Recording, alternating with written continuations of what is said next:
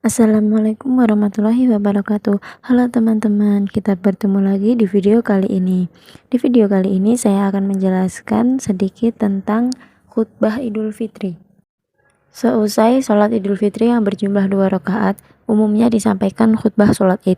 Menurut madhab Syafi'i, khutbah tersebut hukumnya adalah sunnah, seperti sholat Id. Kesunahan pelaksanaan khutbah sholat Id ini meliputi penyampaian khutbahnya sekaligus didengarkannya khutbah tersebut oleh jamaah.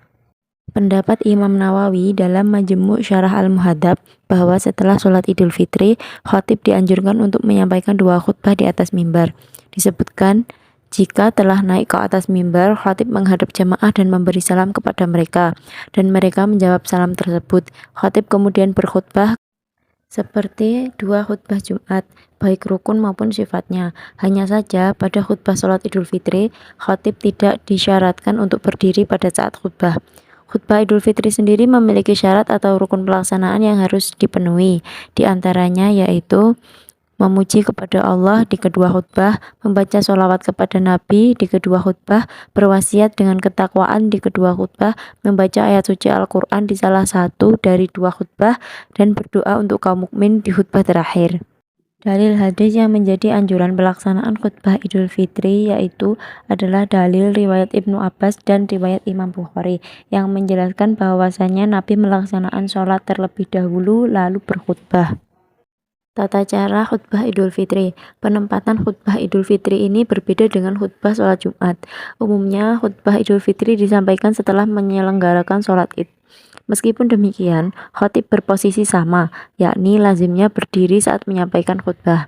Jumlah khutbah sholat Idul Fitri dan sholat Jumat sama, disampaikan sebanyak 2 kali dengan dipisahkan duduk sejenak. Diriwayatkan oleh Jabir bahwasanya Rasulullah SAW keluar pada hari Idul Fitri atau Idul Adha. Lalu beliau berkhutbah sambil berdiri, kemudian duduk dan berdiri kembali. Hadis riwayat Ibnu Majah. Pada khutbah Idul Fitri yang pertama, khatib berdiri menghadap para jamaah sholat Idul Fitri sambil mengucapkan salam. Lalu menjalankan urutan khutbah, diantaranya membaca takbir sebanyak 9 kali. Lalu memuji Allah Subhanahu wa Ta'ala, sekurang-kurangnya adalah membaca Alhamdulillah. Lalu membaca sholawat Nabi, sekurang-kurangnya Allahumma sholli ala Sayyidina Muhammad. Lalu berwasiat tentang takwa dan membaca ayat Al-Quran. Khatib kemudian menyampaikan khutbahnya, mengingatkan para jamaah untuk menaati perintah Allah dan menjauhi larangannya, serta menjelaskan hal-hal lainnya. Setelah cukup, khutbah pertama diakhiri dengan duduk sejenak sebelum beralih ke khutbah yang kedua. Khutbah Idul Fitri yang kedua. Setelah bangun dari duduk sejenak, khatib memulai khutbah yang kedua dengan takbir sebanyak 7 kali.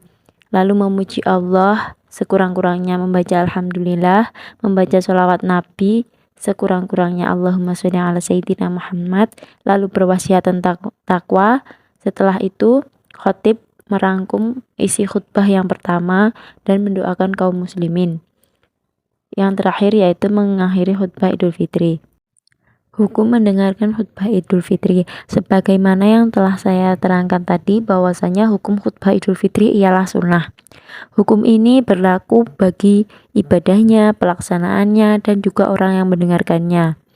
Oleh karena itu, jamaah salat Idul Fitri sebaiknya tidak pulang sebelum mendengarkan khutbah untuk mendapatkan keutamaan ibadah sunnah tersebut.